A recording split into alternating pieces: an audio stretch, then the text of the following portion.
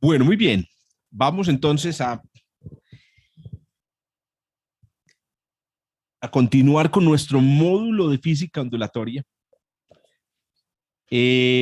hablando en esta lección de lo que yo he llamado aquí ondas deformes. Ondas deformes. Porque hay un aspecto muy interesante de la física ondulatoria que tiene que ver precisamente con las ondas que no son armónicas. Más allá de las ondas armónicas, podríamos llamarlo. Y para mover el tema de esta sesión, quiero formularles esta pregunta. ¿Por qué los rayos suenan? ¿Qué es lo que produce el sonido de una descarga eléctrica? Que piensen un momento. Es decir, hasta ahora, cuando uno piensa en una fuente de sonido, pues se imagina un instrumento musical, la voz humana, el instrumento de fonación de un animal. Que a propósito, ese es otro ejemplo, Cata, y digo Cata porque estábamos hablando ahorita sobre la percepción que nosotros tenemos de que las plantas no piensan, no sienten porque no tienen nuestro sistema nervioso. También se pensaba, por ejemplo, que el cerebro de las aves era mucho más simple porque no tienen corteza cerebral. Las aves no tienen esta capa superior en el encéfalo que se arruga porque es muy grande. Y entonces decían, ¿no? El pensamiento de las aves debe ser muy simple, muy simple.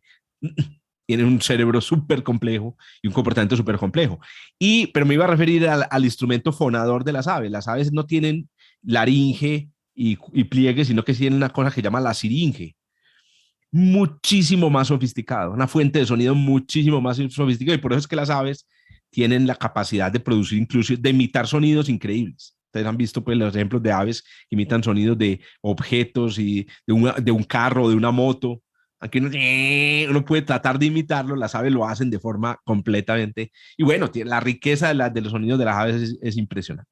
Entonces, estamos acostumbrados a esas fuentes de sonido, pero hay otras fuentes de sonido. Por ejemplo, esta es una fuente de sonido también o por ejemplo, cuando nos contaba ahorita Joshua, si rayas una cosa contra un objeto liso, ahí también hay una fuente de sonido.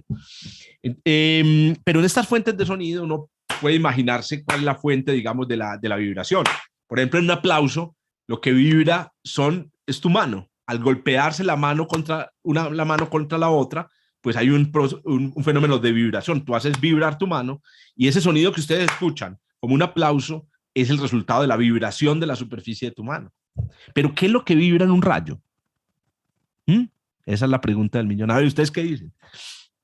¿Por qué se produce sonido en una descarga eléctrica? Yo creo que ya es ahí Hay sí un desplazamiento.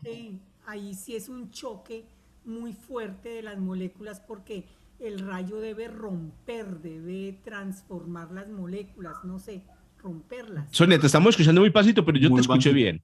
Sí, muy pasito, muy pasito. Ah, ya. Eso, ahí sí está mejor. Estabas hablando de que hay un choque. Que ahí el sí rayo debe rompe ser las choque moléculas. porque debe haber un rompimiento de las moléculas porque la temperatura a la que debe caer ese rayo debe ser grandísima. Correcto. Entonces tú dices que hay una ruptura ahí molecular. ¿Qué dice? A ver, espérate que alguien más iba a decir por aquí. Uriel. Sí, no, ahí el fenómeno es mucho más complejo porque además ahí tienen mucho que ver ya las velocidades que son ya ultrasónicas. Son velocidades tan elevadas que ese rompimiento del que habla Sonia ya no se produce como cualquier rompimiento normal, sino que va más allá de la velocidad del sonido y eso hace que ya el sonido tenga unas características muy especiales. Muy chévere. Ya ahí vamos, eso, ahí le vamos agregando elementos. Sara, contanos, comenta. Profe, yo no estoy muy segura, pero se me ocurrió que es puede ser un fenómeno muy parecido al que se produce cuando nosotros tenemos una vara o una espada, por ejemplo, y se mueve muy rápido, que la vara produce ese sonido. Entonces, Genial. en este Como es un sonido de momento, rasgar el aire. exacto, exacto. Entonces, puede ser la misma explicación y pues también estoy de acuerdo con lo que dice Sony, pues con lo que dice Uriel, que puede haber como un rompimiento de moléculas que produce que primero se vea la luz y luego se vea el sonido. Pero miren que en las tres cosas que han dicho hasta ahora Sonia, Sara y Uriel, hay algo en común y es la idea de que no es el mismo mecanismo. No es el mecanismo que conocemos de producción de sonido, perdón, que hemos discutido hasta ahora, que es un mecanismo de una cosa vibra y produce una onda armónica. En todos hay una palabra clave, choque. Diana, ¿qué ibas a comentar? Profe, es que yo me acuerdo que hace un tiempo, pues yo soy de Pereira y aquí se escuchó mucho como que en el cielo hubiera como unas motos o unos helicópteros, unos sonidos súper fuertes en la noche, una temporada. Entonces la gente estaba como loca, nerviosa, comentando, y yo me metí y decía que eso es el fenómeno, sí, de las motos, no sé qué. Y decía que era cambios, choques entre dos corrientes de aire de diferente temperatura, lo que producía esos sonidos. Correcto. Sí, de pronto están hablando de los cielomotos. Los cielomotos. Eso. Ajá, que es como un terremoto, pero en el cielo. Efectivamente, ahí también, pero ese, por ejemplo, ese fenómeno es típicamente una descarga eléctrica. Y nos adelantamos un momento a lo que voy a contar en un momento, pero lo que sucede ahí es que cuando hay una inversión de la temperatura en la atmósfera, o sea, en la atmósfera normalmente en el piso hace más calor que arriba, pero a veces se invierte la temperatura. Entonces, miren qué pasa. Como hace más calor abajo que arriba, ¿dónde es más rápido el sonido? ¿Abajo o arriba? A ver. Donde hay más calor. Caliente. Donde hay más calor, donde la temperatura es más alta. Entonces el sonido viaja más rápido en la parte de abajo que de arriba. Pero miren qué pasa. Si hay una inversión de la temperatura, es decir, hace más frío abajo que arriba, que eso sucede, que eso se nota muchas veces, por ejemplo, con la formación de la neblina, ¿cierto? La neblina típicamente es un fenómeno de inversión de la temperatura, porque abajo está tan frío que se condensa el agua y arriba no. Entonces hay una inversión térmica. Cuando hay una inversión térmica, el sonido se propaga más rápido arriba que abajo. Y eso produce un efecto en las ondas de concentración. La onda no se dispersa, sino que se concentra. Y entonces un sonido tenue en una nube termina amplificándose, entre comillas, cerca a la superficie. Un rayo lejano en una nube, entonces, en ciertas condiciones atmosféricas, se puede escuchar en un lugar donde decir, pero ¿dónde están las nubes? ¿Dónde están los rayos? Y resulta que es un efecto termodinámico, una combinación de efectos de termodinámica y de acústica. Vamos a ver si hoy, precisamente con este tipo de fenómenos, esta riqueza de fenómenos ondulatorios, porque entonces ya estamos entrando a unos fenómenos ondulatorios raros, una cosa que va más allá pues, de las cosas básicas que hemos visto hasta ahora. Para poder entender en todos estos fenómenos, incluyendo los cielomotos, y estos que acabo de contar, hablemos ahora de una propiedad de la onda que no habíamos hablado, y es de la forma. Que no habíamos hablado de la forma. Bueno, hasta ahora nos habíamos concentrado mucho en el tamaño ondulatorio, en las ondas en una cuerda, en la frecuencia, pero no habíamos hablado de que las ondas existen en 3 dimensiones. Y como existen en 2 o en 3 dimensiones, entonces pueden tener forma. Ustedes ven, por ejemplo, esta es una onda en el agua y todos asociamos la onda, ya no la asociamos a una culebra, ¿no? Sino que la asociamos a unos círculos sobre el agua. Correcto. A esos círculos sobre el agua que nosotros sabemos están asociadas a la forma ondulatoria, se les da un nombre muy específico. Y ese nombre muy específico tiene que ver con la fase ondulatoria. Y miren, si yo miro de perfil la onda en el agua, la onda tiene más o menos esta apariencia. Y miren lo que sucede. En distintos puntos a lo largo del agua, hay puntos que tienen siempre la misma fase. Nosotros llamamos a los puntos que tienen la misma fase en una onda los frentes de onda, los frentes ondulatorios. Cuando uno habla de la forma de una onda, entonces se refiere a la forma geométrica del frente ondulatorio. Entonces, repito, frentes de onda son los puntos, o sea, primero son imaginarios. Esto no hay que olvidarlo nunca. Porque cuando dibujamos las ondas como círculos, uno piensa que así son las ondas. No, la onda existe en todo el espacio. Cuando dibujamos los círculos, estamos tratando de representar una propiedad abstracta de la onda, que es su fase. En todos los puntos de un frente de onda, la onda está en la misma fase. Por ejemplo, el agua está subiendo o está en la parte alta. O por ejemplo, el agua está en la parte baja. O por ejemplo, el agua está bajando en un momento dado. Cuando las frentes de onda tienen forma circular o esférico, y miren, en los dos casos, nosotros decimos que la onda es una onda esférica. Las ondas esféricas son muy típicas de fuentes ondulatorias pequeñas. Por ejemplo, usted tiene un pequeño parlantico, de unos audífonos. Yo pongo estos audífonos y subo el volumen, entonces la onda que sale de los audífonos tiene un frente de onda esférico. Pero cuando yo examino el frente de onda de mi cara, pues tiene una forma muy compleja. Se adapta un poco a mi cabeza y va expandiéndose. Ahora, lejos de mi cabeza, si alguien registrara la forma del frente de onda, sería más o menos esférica. O sea, las ondas esféricas se producen por cuerpos muy pequeños o también, ojo con esto, son el tipo de frente de onda muy lejos de la fuente ondulatoria.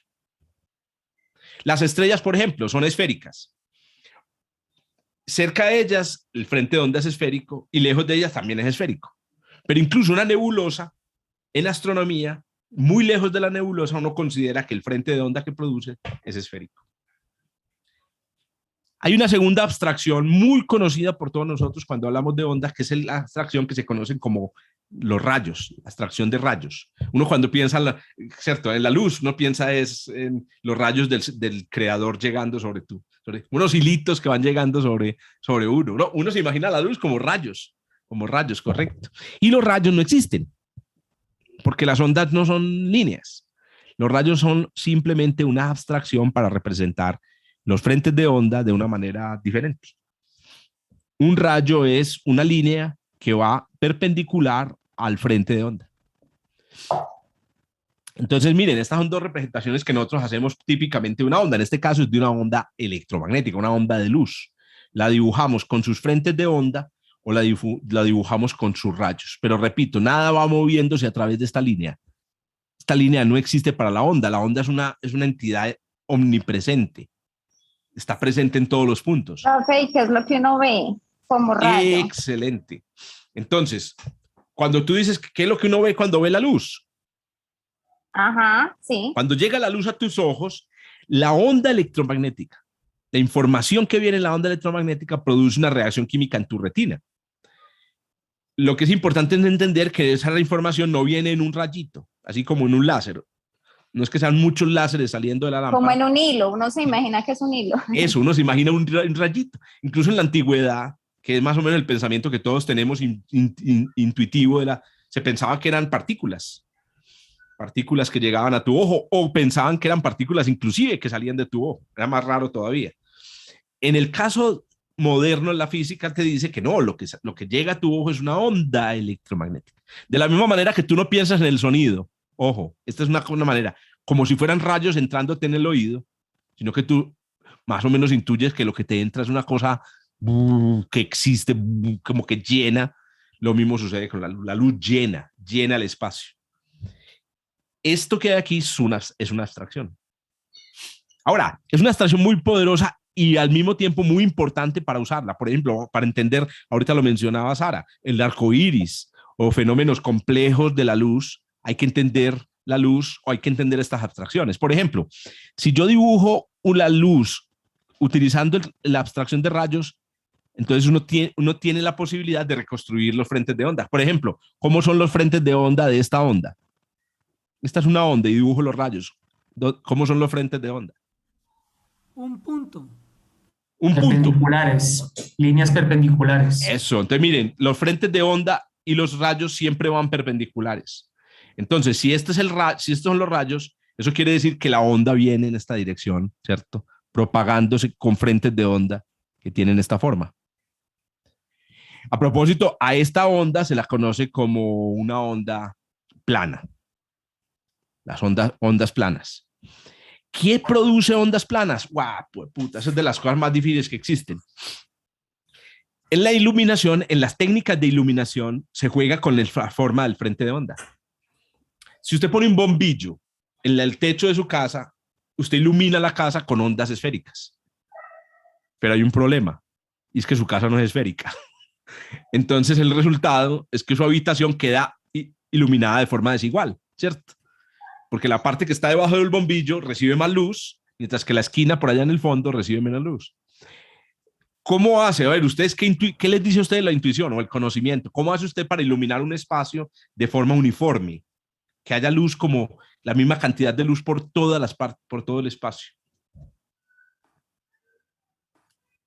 ¿Cómo ilumina uno uniformemente una habitación? Un bombillo que tenga la forma de la habitación. Ese sería el ideal. Que el bombillo tuviera... cuadrado. Pues bueno, esa es la respuesta realmente. Bombillo Bueno, tan grande como la habitación. Eso, hay varias posibilidades. Uno, que el bombillo sea tan grande como la habitación. Otra, que sean muchos bombillos. Si tú pones, por ejemplo, 100 bombillos cubriendo todo el techo. O que cubras seis caras del cubo. Las cubres con lámparas, llenas de lámparas. La solución realmente que utilizan los luminotécnicos o la luminotécnica es coger una fuente, un par de fuentes de luz y utilizar un medio que difumine la luz, que convierta esa onda en una onda como producida por todos los puntos del medio. Son las luces indirectas. O, ¿sabes qué? Estas superficies blancas. Entonces tú pones una luz detrás de un vidrio esmerilado o una superficie blanca. Y lo que hace esa superficie blanca es que todos los puntos o la luz como que se distribuye a través del material y lo que produce es una superficie toda iluminada. Entonces, un techo todo iluminado produce una onda plana que cae sobre el piso. Pero tiene que estar todo iluminado y a veces se logra poniendo varias lámparas, pero debajo de esas lámparas un material como un vidrio esmerilado o como un material blanquecino. De esa manera tú logras producir una onda plana. Es muy difícil producir una onda plana, muy difícil. Hay otra manera, poner el bombillo a 28.000 kilómetros de nosotros. Eso. Porque mire es lo que sucede con las estrellas. Cuando tú estás cerca al bombillo, las ondas son muy, muy, muy esféricas. Pero cuando estás lejos, las ondas son casi planas. Es curioso, pero las ondas que llegan de las estrellas son planas. Cuando nos llega una onda de una estrella, es una onda plana. Y ese es un hecho muy utilizado por los astrónomos para estudiar las estrellas. Entonces, mire, este es otro detalle interesante. Si tú ves una onda de este tipo y pones un ojo a este lado, lo que vas a ver es un punto.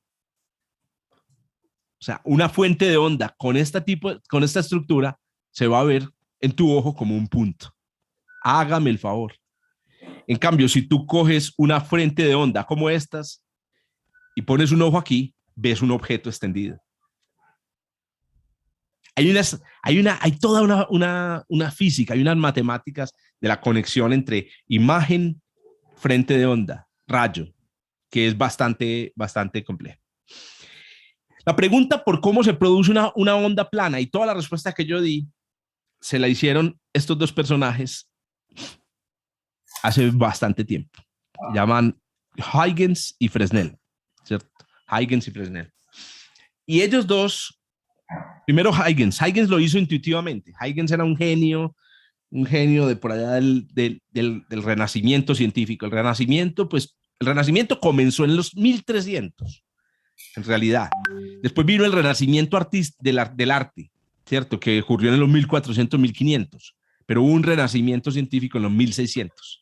Entonces, estos son los científicos del Renacimiento o la Ilustración. Cuando comenzó la Ilustración, Huygens es uno de los grandes, un genio científico, además descubridor de los anillos de Saturno, bueno, un montón de cosas. Y este señor era un genio matemático que cogió todas las ideas de Huygens y las convirtió en matemáticas. A este señor le debemos muchas de las cosas que yo voy a contar o que yo he contado y voy a contar de las ondas, lo que me queda de este módulo. Fresnel. Miren la idea de estos dos señores tan genial. Los que vieron física de la materia, bueno, yo sé que muchos de ustedes ya saben de física, entonces estas no son ideas completamente nuevas. Y es que, en realidad, todos los frentes de onda, de cualquier onda, se pueden considerar la suma, la superposición de ondas esféricas. Entonces, lo que decíamos ahorita, poniendo muchos bombillos en el techo, tú puedes producir una onda plana por superposición. Tal vez en este dibujo no se vea muy bien, veámoslo aquí de forma detallada. Miren cómo con muchos bombillos, si haces superposición, tú vas produciendo con el tiempo una onda plana. Y lo que dice Fresnel es el equivalente a Fourier. Yo le puedo producir a usted la onda más compleja que se imagine con ondas armónicas, con culebritas. Póngame Profe, una onda cualquiera y yo se la produzco con culebras. Bueno, lo que dicen Fresnel y Huygens es, póngame un frente de onda cualquiera y yo se lo produzco a partir de ondas esféricas. Ahora, perdóname, Uriel, pero existen estas ondas esféricas. Cuando yo digo que estas ondas interfieren y producen, existen. Es el equivalente a decir si en la cuerda del violín existen todos los armónicos. En realidad, la realidad es que en la cuerda del violín existe una onda muy compleja que se puede descomponer mentalmente en armónicos. Ahora sí, Uriel, ibas a comentar algo. en ese modelo donde está usted, Modelo, esa es una buena pregunta, una buena manera de decirlo.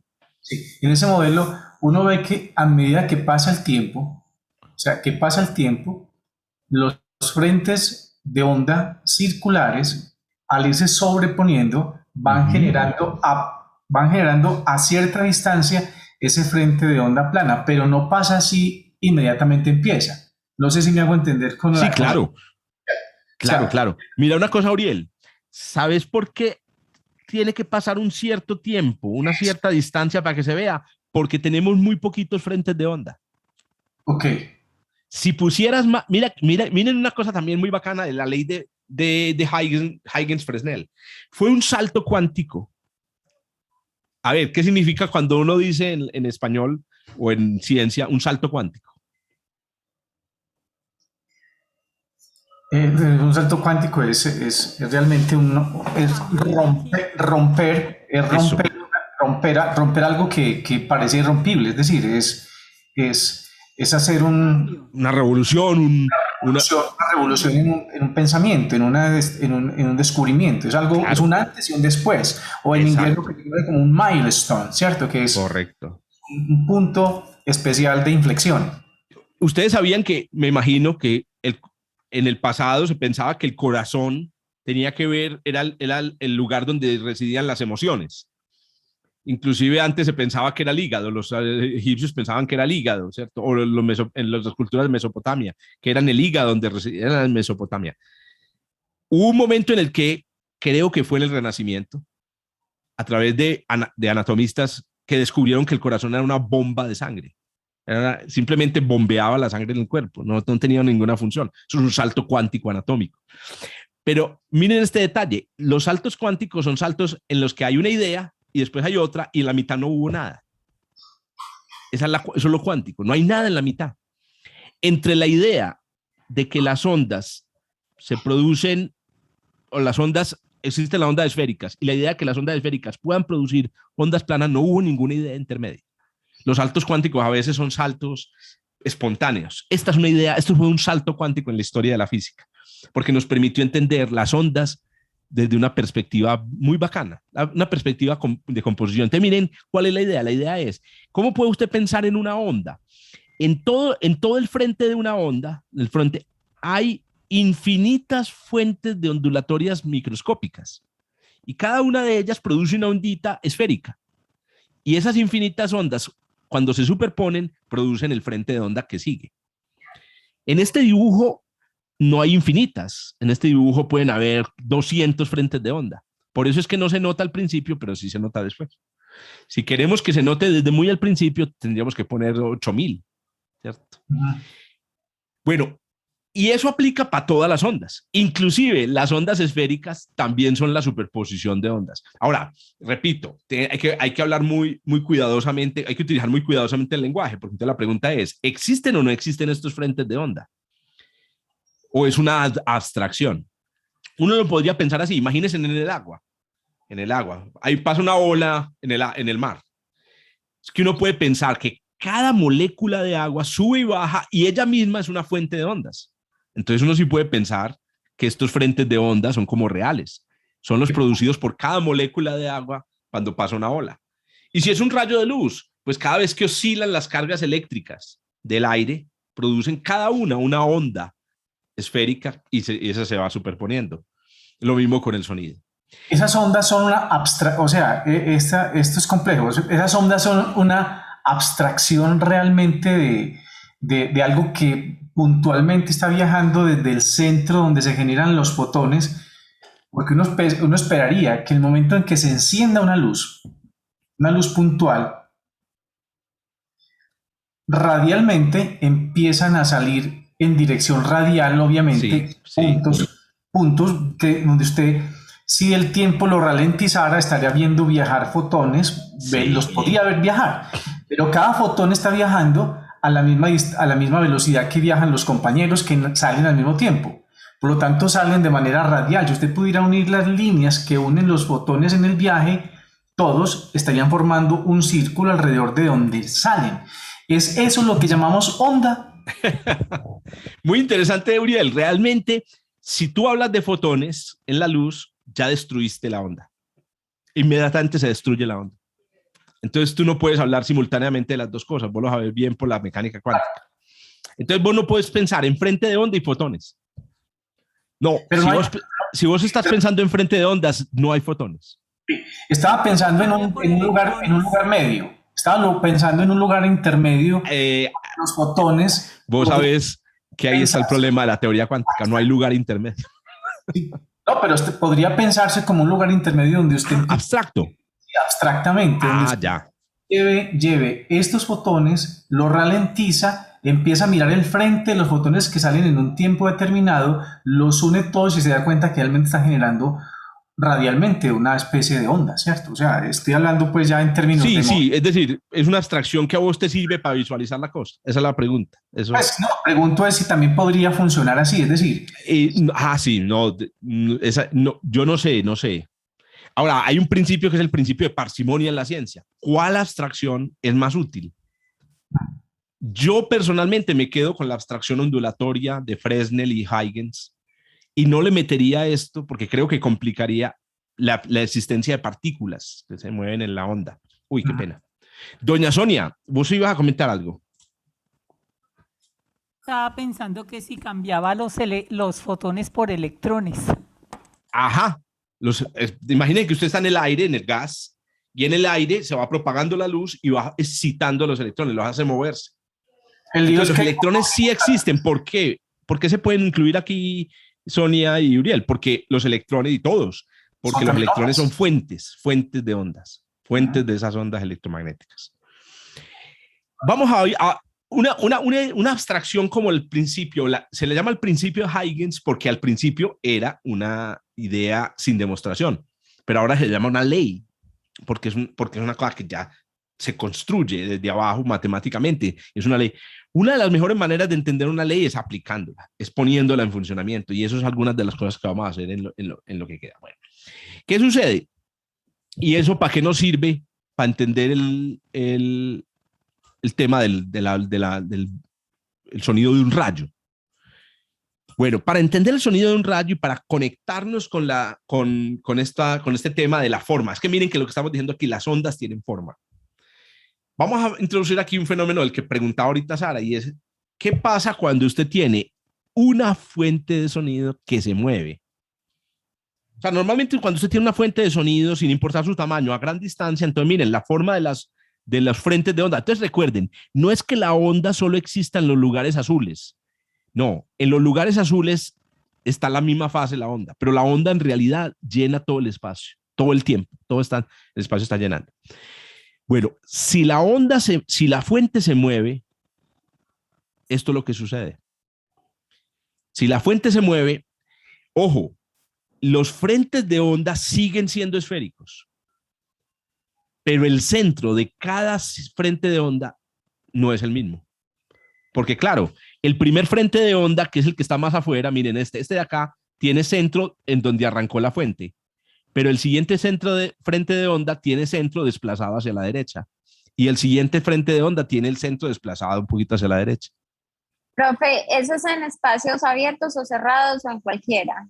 En cualquiera, pero en principio vamos a pensar en un espacio abierto para que obviemos, y aquí, por ejemplo, en esta simulación que me conseguí, no hay reflexiones. Si esto estuviera cerrado, habría una reflexión del sonido, ¿correcto?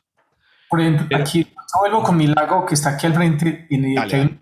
hay unos patos, ¿cierto? Cuando los patos están moviéndose, en este momento veo un pato que está nadando y moviéndose, el frente de onda de las ondas se ve mucho más reducido, más pequeño, mientras que hacia atrás, donde deja el agua movida por las patas del pato, ¿cierto? Exacto. La onda de atrás es mucho, o sea, la longitud de onda es mayor, Eso es. Perfecto. Vale, se da Perfecto. cuenta de eso, ¿cierto? Ahí se ven perfecto. Y sobre todo porque se ven en cámara lenta. En cámara lenta, Se ven exacto. las ondas en el agua viajan muy despacio. Y como viajan muy despacio, uno puede ver este fenómeno en la vida real. Pero este fenómeno ocurre con todas las ondas. Aquí hay una comparación poniendo los dos uno encima del otro. Ahí está, aquí está la fuente en reposo y la fuente en movimiento. Entonces, hay un primer efecto aquí importante. La física de la onda no cambia porque se mueva la fuente. Simplemente cambia la relación Eso entre pasa, los ¿no? frentes de onda. Eso pasa todo el tiempo. Dani está hablando con otro, con alguien. Perdón.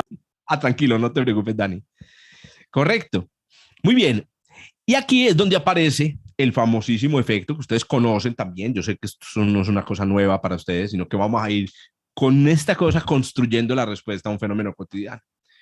Aquí aparece el famosísimo efecto o ley conocida como la ley de Doppler o el efecto Doppler. Y es que, repito, la onda no cambia, pero la percepción o el efecto que produce la onda sobre su entorno sí cambia. ¿Y cómo cambia? Resulta que, por ejemplo, lo que nosotros llamamos longitud de onda se percibe distinto. Repito, aunque la onda no cambie, se percibe distinto simplemente por el movimiento de la onda. Miren que aquí a este lado de la onda, yo veo que los frentes de onda están separados por menos distancia. En cambio, si me voy para la parte de atrás de la onda, los frentes de onda están separados por más distancia. Y digamos, y en contraste, si usted lo mira, si usted puede, yo lamentablemente en este presentador no puedo hacerle una pausa al PowerPoint, al GIF animado. Si usted mira la onda por este lado, en realidad los frentes de onda están separados por la misma distancia en lo que estaban separados originalmente. El cambio en la percepción de la onda es lo que se conoce como el efecto Doppler. Pero repito, y insisto en eso, y quiero que me entiendan muy bien y que ustedes también lo transmitan así. La onda no se modifica porque la onda sale de la fuente igual, o sea, es un cambio en la percepción. Además, sería muy extraño que usted dijera, no, es que la onda se modifica, pero si se modifica, ¿por qué unos ven una cosa y otros ven otra? ¿Cierto? Si es la misma onda. Eso es relativo, o sea, ahí podría es también... un fenómeno relativo. Relativo, exacto. Eso, incluso el efecto Doppler es uno de los efectos más estudiados en la teoría de la relatividad. Es que imagínense lo siguiente, ahora imagínense en el siguiente fenómeno. ¿Qué sucede si usted tiene una fuente de sonido que va hacia la derecha y aquí hay una oreja moviéndose también a la derecha? ¿Ustedes cómo creen que percibe el sonido la persona, la oreja que se mueve a la misma velocidad que el móvil? ¿Cómo vería la longitud de onda? Igual. Igual, no cambia. No cambiaría. O sea, el efecto Doppler es un efecto, repito, insisto, como lo mencionó hace un momento Uriel, un efecto relativo. Y miren cómo yo al percibir la onda en distintos puntos voy percibiendo longitudes de onda completamente diferentes. Bueno, pongámosle un poquito de matemáticas a este asunto. Las matemáticas del efecto Doppler, de la ley de Doppler, dicen esto. La longitud de onda que usted percibe de la onda depende de la longitud que es emitida originalmente y de un factorcito matemático aquí maluquito que tiene que ver con la velocidad de la fuente y la velocidad de la onda. En particular tiene que ver con la razón entre ellas. La razón entre ellas. Entonces, y hablamos de cuando se usa un más, estamos hablando de lo que se percibe detrás de la fuente. Entonces decimos que la fuente se aleja de nosotros. Ahí hay un más. Entonces, ¿qué significa eso? Que la longitud de onda, como es un más, aumenta, es una longitud de onda mayor. Mientras que la persona que está aquí atrás, adelante, o sea, hacia donde va la fuente, entonces debe utilizar un menos. Ese menos indica que la longitud de onda disminuye menos. Estaba pensando, profe, que una analogía para, digamos, demostrarse a sí mismo que esa oreja que está adelante, ese sonido no cambia, es si usted coloca una oreja a la misma distancia en 4 puntos equidistantes del objeto que se mueve. Sí. Usted podría asegurar que el sonido que escucharía cada oreja sería el mismo. O sea, así se mueve, porque usted moviéndose pues con el objeto que se mueve. Ah, sí, las 4 orejas alrededor moviéndose a la misma velocidad. La misma velocidad del objeto que se mueve. Claro. Necesariamente tienen que tener la misma frecuencia. La misma frecuencia. Que a propósito, claro, no lo mencioné, si cambia la longitud de onda y es un sonido, cambia la frecuencia también y eso produce un cambio en el tono.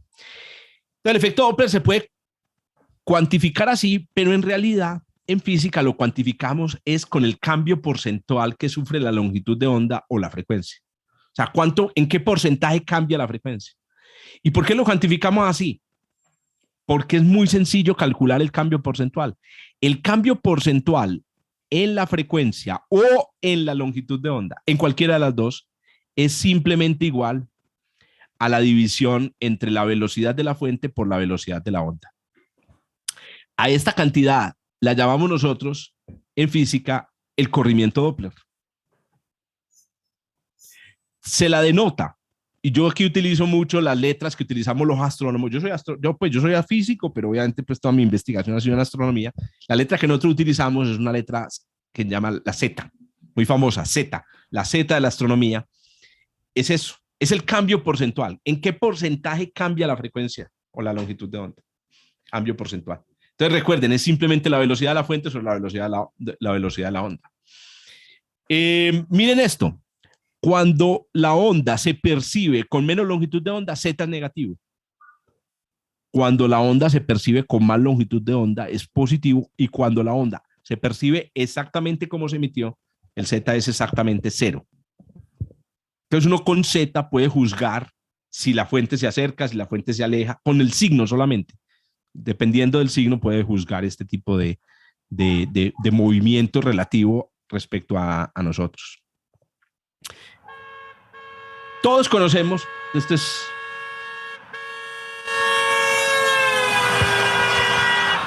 todos conocemos la manifestación. Escucharon el sonido, ¿cierto? Escucharon el videíto. Todos conocemos la manifestación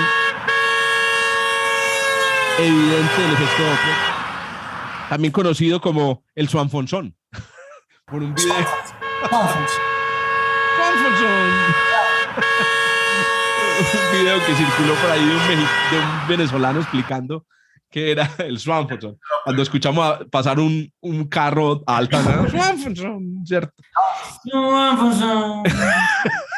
Ahí está Daniel dando los efectos de sonido. Era muy bueno ese video. Ese video es espectacular. Entonces, el cambio en la frecuencia que escuchamos en un móvil se debe básicamente simplemente al lugar donde estamos percibiendo la sonido. Cuando el vehículo viene hacia nosotros, percibimos un Z negativo, un corrimiento hacia frecuencias altas. Cuando está al frente es un Z0 y cuando se aleja percibimos un Z positivo.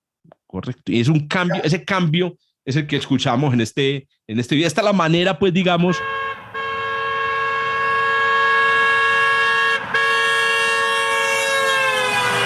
miren, la percepción, esto que hay aquí, el efecto Doppler realmente es el efecto completo. Ahora, miren que hay un cambio no solamente en la frecuencia, sino en la intensidad del sonido. Por eso es Swanfonson, ¿cierto? Empieza con Swan, alta frecuencia, Fon, duro, son, ¿cierto? Baja frecuencia y bajo volumen. Las tres cosas en uno. Muy bien, hombre. El efecto Doppler es muy bonito en la vida cotidiana, pero también tiene unas aplicaciones espectaculares en física, en muchas cosas, no solamente en la vida cotidiana. Y aquí traigo una aplicación astronómica que también creo todos conocen, pero que nos permite empezar a incursionar lentamente en la física de la luz, que es lo que sigue en este curso. La física de la luz, que está llena de cosas maravillosas. Yo me imagino que todos ustedes saben que pues, hemos descubierto planetas alrededor de otras estrellas. Esta, por ejemplo, es una estrella muy famosa, muy famosa. Tiene un nombre, pues, que no diría uno, no es un Sirio, una Betelgeuse, no. Esta se llama 51 Pegasi. 51 Pegasi. ¿Por qué se llama así? Resulta que en la antigüedad, hasta la alta Edad Media, las estrellas tenían nombres propios, ¿cierto? Pero rápidamente se acabaron los nombres, porque ya empezamos a descubrir, entonces empezaron a utilizar letras griegas y el nombre de la constelación. Entonces, por ejemplo, Betelgeuse es alfa de la constelación de Orión, Alfa Orionis. Ahí está Gamma, Gamma Cygni, y así sucesivamente. Después se le sacaron las letras griegas, solamente hay 25 letras griegas. Entonces empezaron a utilizar números. Entonces está la estrella 25 Orionis y está la estrella 51 Pegasi. Ahora, ¿y cómo se numeran? Se numeran de acuerdo, empezando en Occidente y yéndose hacia Oriente. De la constelación arrancan en Occidente y van hacia Oriente y las van numerando. Y son las visibles a simple vista. En Orión, ahora póngame atención, se ven a simple vista en un cielo realmente despejado unas 150 estrellas. Es un número grande en Orión. Pero en un cielo de ciudad se ven 6 estrellitas. En un cielo de ciudad muy contaminado lumínicamente se ven 6 estrellas. Bueno, esta 51 Pegasi y tiene un hijo de puta planeta. ¿Dónde está? Resulta que la estrella es 1 billón de veces más brillante que el planeta. ¿Cómo demonios saben los astrónomos que hay un planeta? La clave de la existencia de este planeta, como seguramente muchos de ustedes saben, es el espectro de la luz. Miren, pues, una aplicación del espectro. Y aquí está, pues, Sara, la idea. Miren, esto que hay aquí es el equivalente a el espectro tomado no en un Audacity, sino en un software astronómico de la onda lumínica que llega a un telescopio. Tú recibes la onda lumínica, es una onda, la pasas por un instrumento, en este caso es un espectrógrafo, y con eso construyes este espectro. Es exactamente lo mismo que el espectro que habíamos visto de la flauta o del violín. Es exactamente lo mismo. Pero tiene una curiosidad, y es que mientras que en el espectro de una flauta vos observás la presencia poderosa de los armónicos, en el espectro de la luz de las estrellas vos observás es la ausencia de armónicos. La ausencia de armónicos. Hablamos en este caso de líneas de absorción, y se llaman líneas de absorción porque la razón por la que están ausentes los armónicos es por la mecánica cuántica. Es la teoría cuántica. Resulta que cuando la luz de la estrella empieza a salir del interior, atraviesa la atmósfera de la estrella, que está más fría y está llena de átomos. Que a propósito, las estrellas son gases sin átomos. En las estrellas no hay átomos. En las estrellas hay núcleos atómicos y electrones. El Sol es un caldo de núcleos y electrones. Hasta más o menos, póngale unas 100.000 kilómetros antes de la superficie. El Sol mide 700.000 kilómetros de radio. Hasta 100.000 kilómetros, un poquito más abajo de la superficie, ahí no hay átomos. Cuando vamos saliendo, ¿cómo dices? Eso es lo que llaman plasma. Correcto, es lo que llamamos un plasma, pero un plasma puro, porque hay plasmas de distinto grado. Por ejemplo, los plasmas de los televisores de plasma es un plasma débil, o por ejemplo los plasmas de las lámparas de fluorescentes son plasmas débiles. Este es un plasma profundo, quiere decir que no hay átomos. En la atmósfera aparecen los átomos, y cuando aparecen los átomos aparece la música de las estrellas. ¿Cuál es la música de las estrellas? Aparece la resonancia. ¿Cómo puede haber resonancia en un núcleo atómico? No hay resonancia. Bueno, sí hay resonancia. Los núcleos atómicos también tienen resonancia, pero son resonancias con frecuencias hiperaltas, rayos gamma que llaman los núcleos atómicos. Para que haya resonancia con luz visible se necesitan átomos. Esto que ustedes ven aquí son los armónicos de un átomo de hidrógeno. Y esto que ustedes ven aquí son exactamente esos armónicos, pero en negativo. Ahora, ¿pero por qué en negativo? La luz va saliendo y transporta todos los armónicos. Cuando pasa a través de los átomos de hidrógeno resuenan, empiezan a resonar como las ventanas, ¿cierto? Como nuestro cuerpo cuando pasa sonido de baja frecuencia, nos explicaba Joshua. ¿Y cuál es el resultado? Los átomos se comen esa luz, se comen esa energía. En realidad ellos se la comen y la devuelven. Pero miren esta característica. La luz va saliendo de la estrella, los átomos se comen la luz y vuelven y la emiten, pero en todas direcciones. La mitad, por lo menos, de la luz que salía de la estrella en esta frecuencia se devuelve hacia la estrella. Ah, que come mierda, ¿por qué me estás devolviendo luz? Ah, porque resoné, me encanta esa luz que me estás mandando. Ese rojito, qué delicia ese rojito, dicen los átomos de hidrógeno. Entonces, claro, se pierde como mínimo la mitad, pero también se va para los lados. Entonces, claro, esto, por eso se llaman líneas de absorción. Los átomos no se quedan con esa luz. Ellos la devuelven, pero no la devuelven en la dirección en la que venía la luz. ¿Qué, Dianilla? ¿Cómo vas? Contanos. Profe, no, qué pena. Lo que pasa es que yo no entiendo muy bien lo de los átomos y eso, pero No, no me te dejó preocupes. eso pensando. ¿Cómo puede haber núcleos y no átomos? O sea, en mi idea está como que el átomo tiene que tener un núcleo adentro, ¿no? Ah, sí. Claro, el núcleo es una parte del átomo. El núcleo es una parte del átomo, Ajá. ¿cierto? Es lo que está en el centro. Pero el átomo es una parte, es un objeto compuesto. Está hecho de núcleo y de electrones. Entonces, cuando tú dices que hay núcleos, hay átomos, hay núcleos, pero no hay átomos, es porque tú coges y empelotas a los núcleos, les quitas los electrones. Quitas los electrones y solo un aguacate, solo la pepa del aguacate. ¿La pepa del aguacate es aguacate? No, es una pepa de aguacate. El núcleo atómico no es un átomo. El núcleo atómico es el núcleo. Es el átomo de empelotado. Correcto. Listo, perfecto. Oigan, una historia con mi profesor. Mi asesor de doctorado era italiano y me contó una historia cuando él llegó por primera vez, cuando él probó por primera vez un aguacate, le entregaron un aguacate. Pues puta, el aguacate, una fruta de América. Y él dijo que le dijo a un amigo, oíste, yo probé esa huevonada maluquísima, durísima. Y él le preguntó, pero ¿cómo que durísima? No, yo probaba esa huevonada durísima. Yo primero la pelé.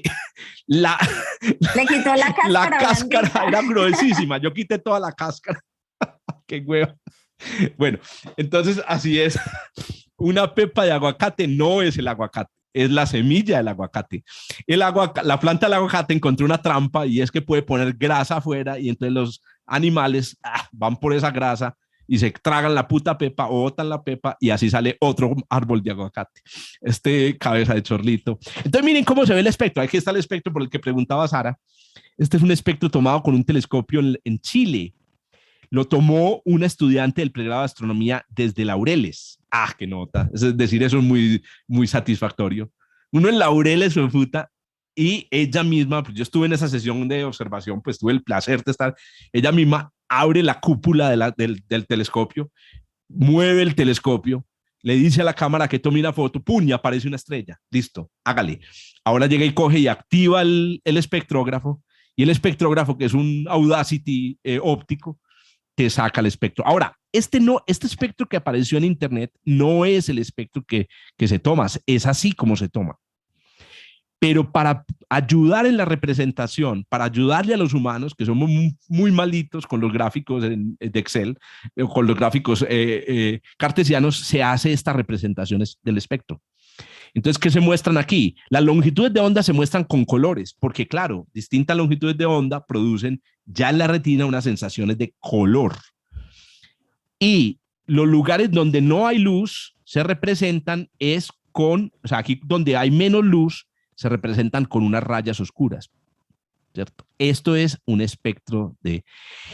Yo les puedo asegurar que esta línea que hay aquí, es debida a resonancia de la luz con el hidrógeno de la estrella. Y les puedo asegurar también que estas dos líneas que hay aquí, porque las conozco pues, como astrofísico, son resonancia de los átomos de sodio en la atmósfera. Es más, miren la resonancia, ¿en qué color es? ¿De qué color son las lámparas de la calle? Amarillas. Amarillas. Bueno, ya la están cambiando por LED. Ya son más blancas. Sí, ya la están cambiando por LED, lamentablemente, pero la mayoría de las lámparas eran amarillas y son debidas a esta resonancia, una resonancia en el amarillo del sodio. Entonces esas resonancias producen estas líneas. Pero bueno, ¿y eso qué tiene que ver con los planetas y las estrellas? Jorge. Dale, Uriel. Una preguntita también. Sí, dale, Uriel. Dale primero, Cristian. Qué pena, no, es que queda uno muy sorprendido, pues, tecnológicamente, Jorge, cómo logran, Sí. digamos, aislar esa luz. que sea esa estrella, que no son de la combinación de todas las estrellas o de algún cuerpo que está más cerca. Muy bueno. ¿Cómo garantizan de que, bueno, que el espectro es de la luz propia de ese objeto? Correcto. Bueno, se logra utilizando una fibra óptica. Una fibra óptica.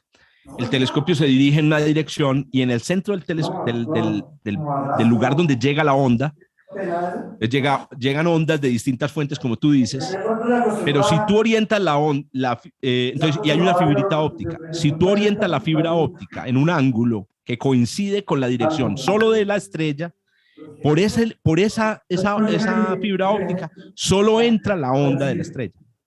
Claro, a veces se puede contaminar un poquito, pero es muy difícil. Es muy difícil. Inclusive durante la observación aquí desde Laureles, con la observación desde Laureles, se podía ver en la imagen que nosotros veíamos, se veía en el centro un huequito negro y alrededor de ese huequito negro se veía el borde de la estrella. Y lo que tenía que hacer Natalia era mover el telescopio para garantizar que la estrella quedara dentro del huequito negro, que es por donde entra la luz al espectrógrafo. Tremendo, Oiga, tremendo. muy bacano. Esto inauguró, como lo contamos por ahí, seguramente lo leyeron, la observación astronómica desde Colombia en Chile. ¿Y eso lo van a manejar los estudiantes de astronomía de pregrado Correcto. o son ya que están en doctorados y esas cosas? Pregrado, posgrado, profesores e inclusive otros profesores de otras universidades de Colombia. Tenemos, muchachos, telescopio en Chile. Tremendo logro. Se llama la Silla Observatory. Es un observatorio muy famoso en Chile. La Silla Observatory es un observatorio muy famoso en Chile. Bueno, en realidad es una montaña en Chile donde hay muchos observatorios y uno de esos observatorios, una de estas cúpulas que hay aquí, es el observatorio de 1 metro de la Universidad Católica del Norte y la Universidad de Antioquia. Esta es una fotografía que tomó. Los cielos de Chile son cielos perfectos, es una belleza, muchachos. Profe, mi pregunta. Sí, qué pena, Uriel, hombre, qué pena, sí. Ahí también, digamos que con lo que Cristian acaba de decir, pues uno diría, bueno, ¿cómo sé que la luz que llega y que estoy apuntando directamente a la estrella y que la estoy filtrando, cómo sé que no es luz que viene de atrás de la estrella, de las otras estrellas, ¿cierto? Eso también queda pues ahí como Tú dices, si hay una estrella muy cerquita, muy cerquita. No, y detrás. No, detrás es muy improbable, pero puede darse, sí. Inclusive en la investigación de exoplanetas es uno de los grandes dolores de cabeza.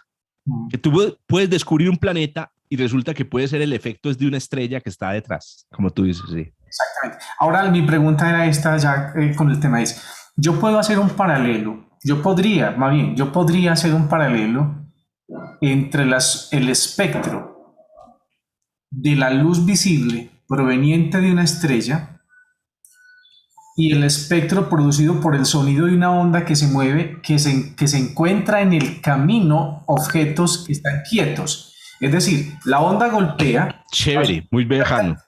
La onda golpea, digamos, objetos en el camino, digamos, claro. Pequeñas bolitas, y cuando me llega la onda, yo sé que esa no es toda la onda ha llegado, o sea, por el principio de corriente de energía, la onda, pues, tiene que tener la energía al sumarlas todas, pero hay lugares en las que me llega una onda de sonido rebajada, pormenorizada, con una frecuencia ligeramente distinta porque ha chocado contra un árbol, ¿cierto? Que más o menos lo que es como el oído del murciélago, ¿cierto? Claro. Entonces, el murciélago podría encontrar un frente de onda donde encontraría estas líneas de absorción de onda debido a que pasó una chapolilla, una mariposa volando. Claro.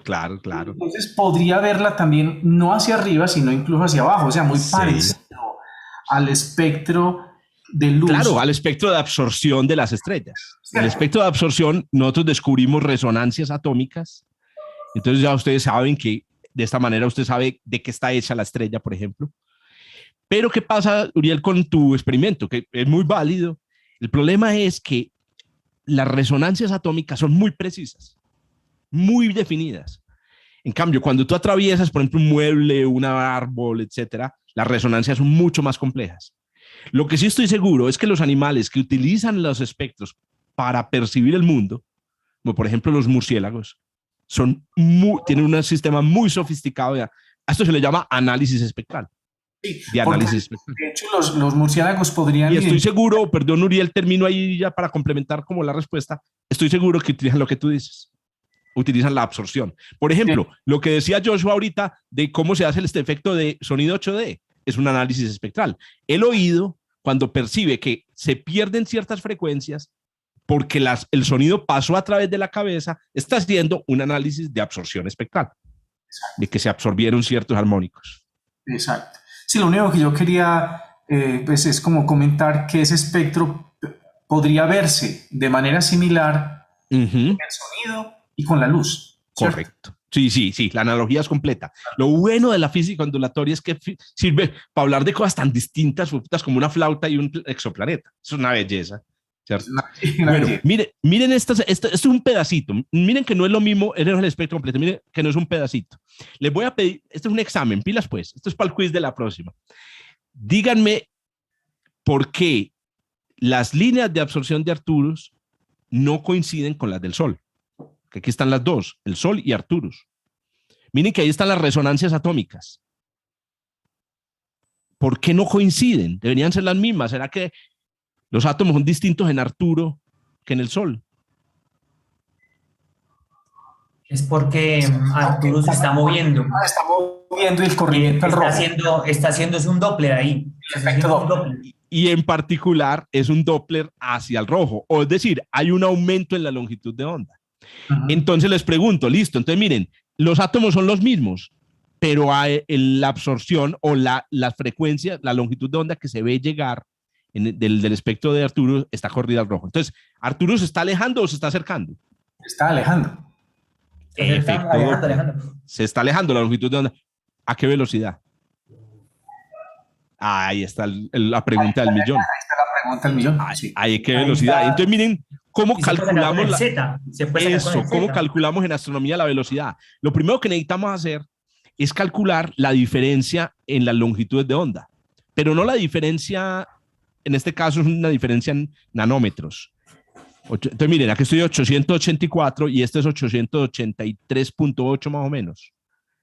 Correcto, entonces nos da 0.2 nanómetros, nos da de diferencia esa. No necesitamos esta, necesitamos la diferencia porcentual. ¿Cómo se calcula la diferencia porcentual? No es 0.2, sino ¿cómo calculo yo aquí la diferencia porcentual? Por ejemplo, yo tengo la diferencia entre la altura de Sonia y yo es de 2 centímetros. Sonia es más alta que yo con toda seguridad.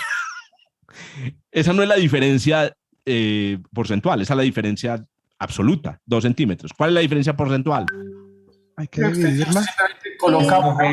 Eso ahí tiene Diego. Dividimos esos 2 centímetros entre la altura de Sonia o mía. 1,65. ¿Cuánto mide Sonia? 1,72. ¿Sí vio? Ah, no, es que Sonia es más alta que el 70% de las mujeres de Colombia. Es más alta que el 50% de los hombres de Colombia. Entonces tenemos que dividir 0.2 entre la longitud de onda de la línea. Eso nos da, vean pues el cambio porcentual. Aunque se nota un cambio, es pequeñísimo. 0.0002. 2 partes en 1000. Perdón, 2 partes en 10.000. Ese es el cambio porcentual. Y entonces, ¿cómo calculamos la velocidad? Ahí nos tenemos que devolver a la ley de Doppler, que dice lo siguiente: vea, el cambio porcentual es la división entre la velocidad y la velocidad de la fuente. Entonces, lo único que usted tiene que calcular para calcular la velocidad de la fuente es multiplicar z por la velocidad de la onda. Entonces, miren cómo en astronomía sacamos esa velocidad. Y al calcular entonces simplemente es multiplicar 0.0002 por la velocidad de la luz, que nos son 300.000 kilómetros por segundo, y eso nos da 60 kilómetros por segundo. Arcturus, que a propósito de Arcturus, de donde viene el nombre Arturo, significa el guardián de la osa, Arcturus, ¿cierto? Arcturus, el guardián de la osa. Entonces, 60 kilómetros por segundo. A esa velocidad se aleja Arturo de nosotros. Y es haciendo este análisis de efecto Doppler exactamente como se sabe que hay un planeta ahí. Se miran las longitudes de onda y se miran desplazamientos. Y esos desplazamientos, ay, ¿qué pasó aquí? me perdió la... Esos desplazamientos, no funcionó el GIF animado que había aquí. Vamos a verlo aquí. Vamos a verlo. Exoplanet. Se llama wobble. Ese efecto se llama wobble, que es la sacudida de los exoplanetas. Ese desplazamiento Doppler es el que finalmente pues, nos dice, este era el GIF animado que tenía. No sé por qué no me funcionó, pero no me está funcionando ahí tampoco. Ahí sí. Ahí. En este funcionó, pero en el otro, tal vez, a ver, aquí debería funcionar y no está funcionando. Pero bueno, el caso es que ahí está. Nosotros no vemos el planeta, el azul. Lo que vemos es, desde la Tierra, los cambios en la longitud. Que a propósito, cuidado con este diagrama que es engañoso. Si hay un corrimiento Doppler, todos los colores se corren, todos. Así que uno no mira esto, no mira que las líneas se muevan entre los colores de fondo. No, se mueve todo. Porque todo se corre, claro. Lo que tiene que mirar es el espectro en esta representación, en esta. Y eso implica una cosa muy interesante, y es que usted tiene que tener las longitudes de onda precisas de las resonancias atómicas en la Tierra. ¿Y saben cómo lo hacen? En el telescopio tienen una lámpara. Una lámpara, normalmente es una lámpara de tungsteno de altísima precisión. Miran la estrella y ponen la luz de la estrella llegando y la luz de la lámpara en la misma cámara. Y ahí es donde miran el desplazamiento de las líneas. Y tiene que ser muy juiciosos porque las velocidades que se miden cuando son exoplanetas son muy pequeñitas. No son 60 kilómetros por segundo. Por ejemplo, este es Dimidio, el primer exoplaneta que se descubrió, que produce variaciones oscilantes. Entonces lo que hace es que la estrella va para adelante, va para atrás, del orden de metros por segundo. O sea, corrimientos Doppler súper bajitos. Y entre más chiquito el planeta, más pequeño el corrimiento Doppler. Este, por ejemplo, es Próxima Centauri B, el planeta habitable más cerca al sistema solar, al que podríamos ir. Oiga, salió en estos días un artículo que a propósito, otra vez los invito a que escuchen el podcast desde el observatorio.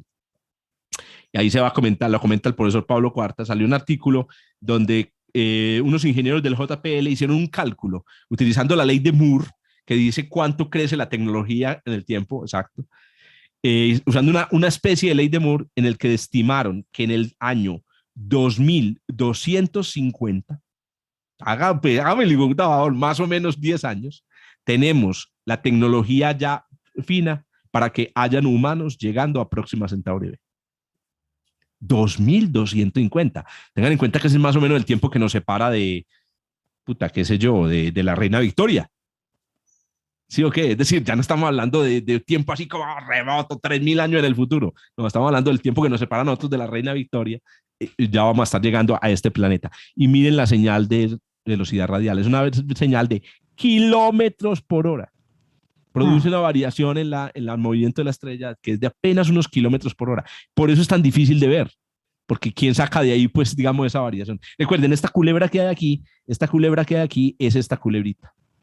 Es esta que hay acá. Es que cuando la estrella viene, ¿cierto? Entonces corrimiento negativo, se aleja, corrimiento positivo, viene, corrimiento negativo, corrimiento positivo. Este es el tipo de observaciones que utilizamos en astrofísica para descubrir exoplanetas, usando el efecto Doppler, usando ondas deformes. Ojo, y hay civilizaciones extraterrestres que están viendo el corrimiento Doppler del Sol y con ellas saben que estamos aquí. Y seguramente ya dijeron telescopios y si saben que están dando el diploma de física, ya vienen las extraterrestres. No, es que no, ellos están viendo es que hay más agua que un hijueputa en esa atmósfera. Estos hijueputas están hinchos en el agua. Hay que ir allá a sacarles agua a estos malparidos. Bueno, yo porque tengo que decir tantas palabras en boquisuso. No es así, güey, tantas palabras, hombre. No. Oiga, ¿ustedes vieron lo del robo en Medellín en estos días? Vieron ese robo espectacular, No, película. Película. Oiga, pero si oyeron los videos, la gente como hablaba. Oiga, yo creí que eran parte de los ladrones. O sea, hablaban con un lenguaje absolutamente de la calle, o sea, un lenguaje de la mafia. Yo ahí conocí un montón de términos paisas para referirse a armas, a gente que las usa. Oiga, el hablado paisa, qué pena de todo el mundo, hombre. Muchos paisas, no todos, hablamos muy mal. Bueno, hagámonos un descansito por agüita, que como les digo, necesito aquí una, y volvemos ahorita para que ya por fin descubramos. Vamos a descubrir por qué los rayos producen sonido, pero también por qué las estrellas explotan. Hoy estoy muy astrofísico, pero es porque los temas encajan. ¿Por qué las estrellas explotan? ¿Por qué hay supernovas? Hay un mito que dice que las supernovas explotan porque la materia cae y rebota. Nada de rebote, ahí no hay rebote, ahí lo que hay es sonido. Las estrellas explotan gracias al sonido. Bueno, pero vayan pues, tómense un bocadillito pues para que veamos esa parte.